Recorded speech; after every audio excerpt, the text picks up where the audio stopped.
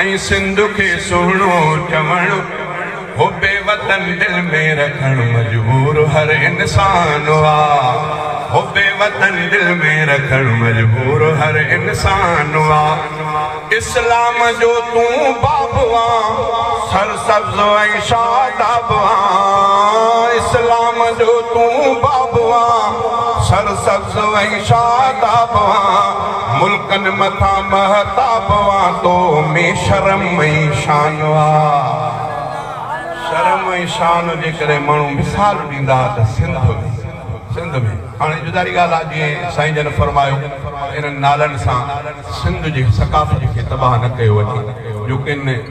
परदे वारनि घरनि जे नियाणियुनि खे बेआबरू कयो थो वञे अलाह ख़ुदा अलाह ताला सम्झ में ईंदा असां बि वेठा आहियूं ज़िंदगी भर मां टोपी पाती आहे ज़िंदगी भर सुन्नत रसूलुल्लाह सल्लल्लाहु अलैहि वसल्लम जी पटको आहे पर टोपी भी साबित आहे सॼी ज़िंदगी ये एतिरा साल 50 साल मौजूदनि गाईंदे थिया त सिंधी टोपी हे अजरक मुंहिंजे कुल्हनि ते हिन जो मतिलबु इहो आहे त असांजो सिंध सां प्यार आहे कि छाॾो हुआ सारा करण ऐं सिंध खे सुहिणो चवण हुबे वतन दिल में रखण मजबूर हर इंसान वा इस्लाम जो तू बाबवा सरसब्ज ऐं शादाबवा इस्लाम जो तू बाबवा सरसब्ज ऐं शादाबवा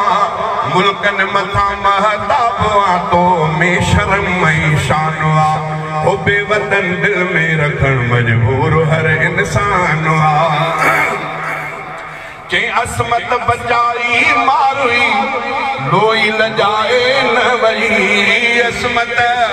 असमत बचाई मारुई लोई लजाए न वही जोरी उम्र भी कान कई छा इम्तिहान आसान वा हुबे वतन दिल में रखण मजबूर हर इंसान वा छाॾो हुआ सारा करण ऐं सिंध खे सुहिणो चवण हुबे वतन दिल में रखण मजबूर हर इंसान वा तो पालिया आशिक ज़रीफ शहबाज मंझि सेवण शरीफ तो पालिया आशिक ज़रीफ शहबाज मंझि सेवण शरीफ शाइर वली शाह लतीफ़ दफ्तर संदस दीवान वा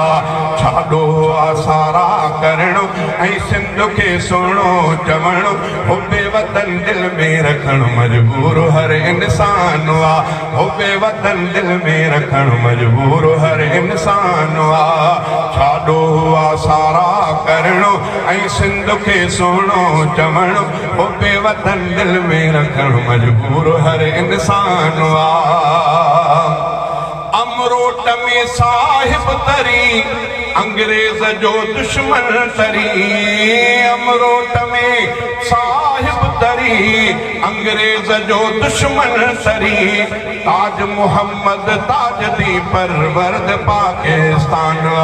ताज महमूद ताज दी परवरद पाकिस्तान वा छाॾो हुआ सारा करण ऐं सिंध खे सुहिणो चवण हुबे वतन दिल में रखण मजबूर हर इंसान वा तो में सिंध तो में असांजो साउथी तो में असांजो साउथी मदफून मुंहिंजो माउथी तो में असांजो साउथी मदफून मुंहिंजो माउथी मुर्शिद हमादुल्लाह थी सिंध जो वली सुल्तान वा मुर्शिद हमादुल्लाह थी सिंध जो वली सुल्तान वा